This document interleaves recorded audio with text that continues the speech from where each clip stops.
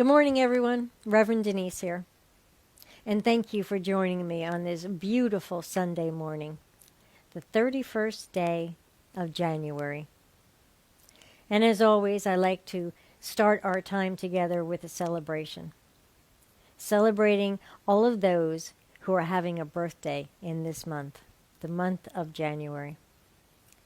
But this month, I'd like to start with a recognition of a heaven birthday. To Joe Milano. We miss you, Joe. Now, I usually have a long list of names to wish happy birthday to. But this month, I'll be shouting out a happy birthday to Glenda Harrison. Yay! Happy birthday, Glenda. I hope it was a wonderful, wonderful day. And if there were any other birthdays that their names didn't make it onto my list, please know we celebrate you. So let's shout out a happy birthday to all of our January babies. Happy birthday! Yay!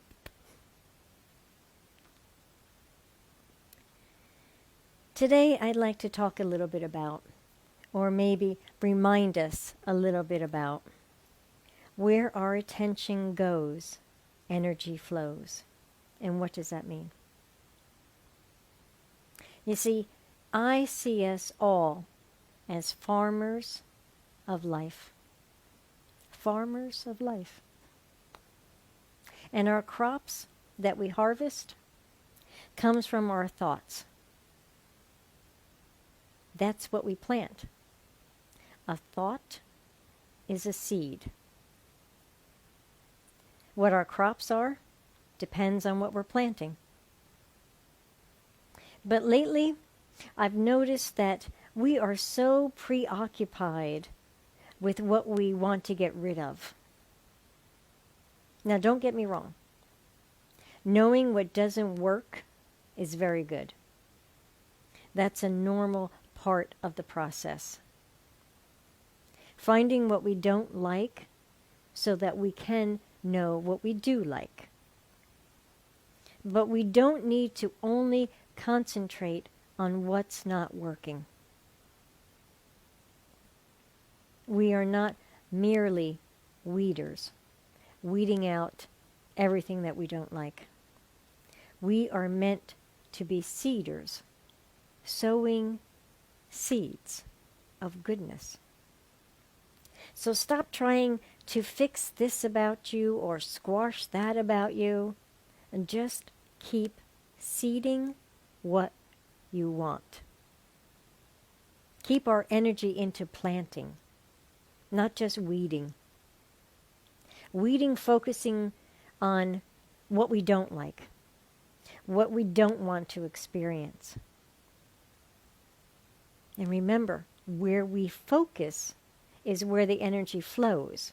So if we're focusing always on what we don't want to experience anymore, we are creating more of what we don't want to experience anymore, right? Here's a little story for you. Once upon a time, there was a woman named Chang Chang who worked for a merchant. And the merchant's home was high atop a hill. And Chang Chang worked as the merchant's laundress. Every day she had to walk down the hill to collect water from the stream. When she was young, Chang Chang made 2 pots to carry her water. And these hung on a pole that she could carry across her shoulders. One pot she painted blue. The other pot she painted red, and she painted beautiful flowers on both of them.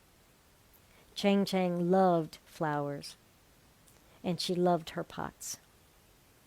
For many years she carried her pole down the hillside and collected water, and then she climbed the hill and did the laundry, year after year. She was strong and able, though she was growing older. And as time passed, the pots grew older too.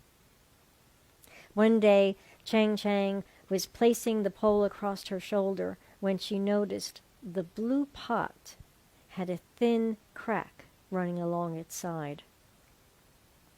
She ran her finger across it and sighed, "Oh, my poor little pot," and then whispered to it, "Will you still carry my water?" Chang Chang decided she could still use her pot. So, as always, she carried both pots down the hill and filled them with water to the very brim. By the time she reached the hilltop, the pot with the crack was half empty. But this still left her plenty of water for doing the laundry. For the next 2 years, Chang Chang carried those pots down the hillside to the stream and would fill them to the brim. And afterward she walked back up the hill, balancing the pole across her shoulders. By the time she reached the merchant's house, the cracked blue pot was only half full of water, but still enough for the laundry. Each day, Chang Chang examined the crack, and although it was constantly growing a little longer, she decided all was well. What she didn't notice was that the poor blue pot was miserable. Each time it drank from the stream, it secretly hoped that this day all the water would stay in its belly. But each day when they reached the hilltop, the pot knew it had failed. The blue pot glanced over at the red pot and saw the water filled to its top. And the blue pot began to feel worthless. At night, in its resting place on the far side of Chang Chang's hut, the little blue pot worried and wept. "I'm no good, I'm no good." "Oh, stop your whining," said the red pot. "No one wants to hear from a pot." One day, the blue pot woke and felt its crack beginning to expand. It was certain Chang Chang would soon decide to throw it away. It would be no use to anyone for anything.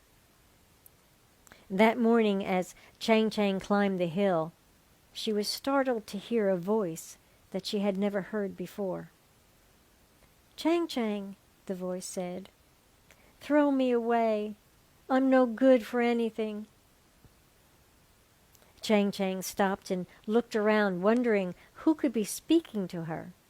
"Hello," she yelled down the hill. The blue pot began to swing back and forth to get her attention. "I'm your pot, the pot you made with your own 2 hands, the pot that has served you so well all these many long years. But I see now my time is finished. The crack in my side has made me useless.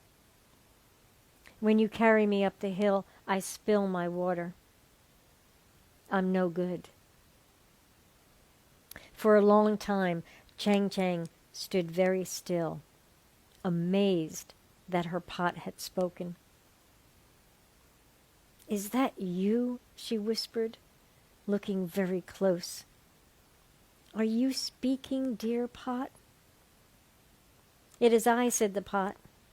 "I am so sorry that I failed you." Chang Chang was overjoyed. Her pots were full of life, as she had always imagined they were.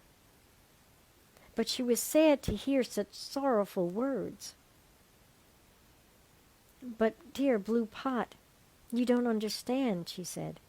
"You haven't been paying attention. Just look around." Chang pointed to the path beside them, the path up the hill. And for the first time, the little blue pot stopped looking and concentrating at its flaw, and instead looked out. On the right side of the hill, the pot noticed beautiful flowers growing.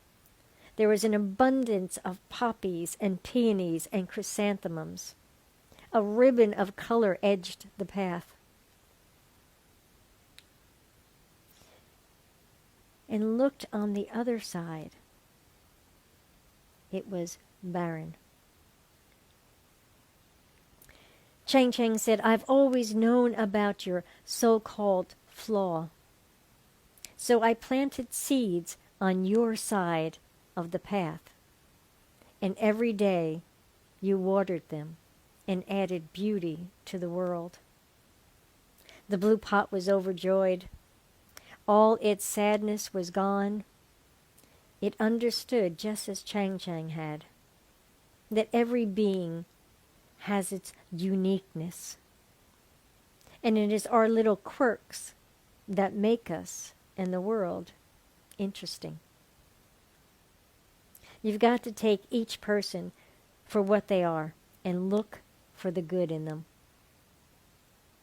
When you don't focus on what's wrong, a cracked pot that can't hold all its water, when instead focus on what is good and right, a beautiful pot that waters seeds as well as having enough water to help with the laundry. That pot that Chang Chang so lovingly made created beauty for her to enjoy as she walked that path up and down each day. So let's not spend so much attention on seeing our crack, but rather on what we are watering.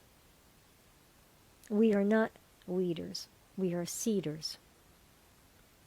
There is power in our perception. What we see, what we believe, we receive, we experience. That's the crop we harvest. So we can tilt our heads a bit away from what's been and forget about weeding out the negative, the unwanted, and concentrate on the good. There's these essays that I have from a man named Frank Crane. He was a columnist, a Presbyterian minister, and many popular quotes have been taken from his essays. And there's one essay that I'd like to share with you, and it's titled Youth. I'm just going to read the last half of it, since that's the relevant part to my message today. He says, "You are as young as your faith, as old as your doubt, as young as your confidence, as old as your fear, as young as your hope, as old as your despair. In the central place of your heart is an evergreen tree. Its name is love. So long as it flourishes, you are young. When it dies, you are old. In the central place of your heart, there is a wireless station. So long as it receives messages of beauty, hope, cheer, grandeur, courage, receives power from the earth, from people, from the infinite, so long are you young. When the wires are down, all the central place of your heart is covered with the snows of cynicism and the ice of pessimism.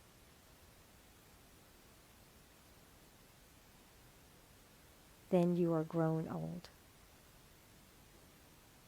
How old or young have we been feeling? Faith, self-confidence, hope, he contributes to youngness. When doubt and fear and despair, he links to being old. And we can understand that. When we are feeling full of faith, having confidence in all aspects of our life, our relationships, our finances, our health, and hope is seeing possibilities, seeing that we are responsible for our life by how we feel, how we respond, what our perception of life is, a hope that there is something greater, something more. Hope is not a wish, but as a belief in a greater good. You can feel these words of faith, confidence, and hope as lightness, while fear and doubt and despair feels heavy and burdensome. So we can see how he translates that to aging and being old, growing old. Is it they say you are as young as you feel? Well, in that central place of your heart, if you are receiving positive, life-affirming messages, those ones that we hear, we see, and we feel, how do we interpret them? Do we lean towards the positive, the good? Or are we ready to judge and assume the worst? So we can be aware of the crack. We can see the weeds. And we can make an intention for change. We can stop feeding, nourishing those seeds. We can stop tilling that soil and start sowing seeds of what we want. Till that soil. Water those seeds, nurture them with kindness and time. All good things are nurtured and cared for and given ample time to gestate. Think of it like making bread, which I just learned how to do. We allow time for the yeast to do its job, so our bread rises. Let's give our seeds time to rise up from within us so that it can outpicture in our life. We are not just weeders. We are seeders. Let's wake up every morning with a smile and say, I wonder what I will bring to this day. That really is the question. It's not, what is this day going to throw at me? Or what's that person going to make me do? Nope. It's all about what we are bringing to it. What will we see? A crack? Or a path of flowers? What will our perspective be of our situations and circumstances? That we are useless? Or great farmers of life? What seeds have we planted? What will our harvest be? You know, besides missing all of your wonderful faces, another thing I miss about doing the sermon in person is the songs we'd play. Most times we'd select songs that go hand in hand with the message we're giving. Today I would have played There Is Only Love by Karen Drucker. In this moment, in this place, I remember who I am. Letting fear and worry fall away from me. I open my eyes to see. There is only love. When I lose myself, when it seems I've lost my way, I go inside and quiet my mind. I can hear Spirit gently say, there is only love. A love that heals. Love that sets us free. There is only love. That would be a perfect song for today. So let's free ourselves. Free ourselves from focusing only on weeding. Free ourselves from negative thinking. Give our attention to our planting. what seeds we are sowing, what good we are growing. I can name 1,000 good things about each one of you. So don't tell me there's so much wrong. There's so much you need to change. Tell me what is good and right. Tell me what you are planting in your garden, in your fields. What crops do you intend to harvest? Every moment has something perfect about it. A cracked pot can be the reason for flowers to bloom. Maya Angelou said, "We need joy as we need air. We need love as we need water. We need each other as we need the earth we share." That's true. And together we can plant the seeds of love, and the world can harvest a much-needed crop of compassion. Let fear and worry and doubt and self-sabotaging language and aging negative old thoughts fall away from you. See, focus, give your attention to your good seeds. Nourish them, nurture them. Help your heart, that central receiver, to hear the messages of beauty, hope, faith, cheer, courage, love, joy, peace. We are farmers of life. We will sow the seeds of our thoughts and produce our crops. What will our next harvest be? What will we be planting? Thank you for sharing this beautiful morning with me. Stay healthy, stay happy, stay you, and sow your seeds. Namaste.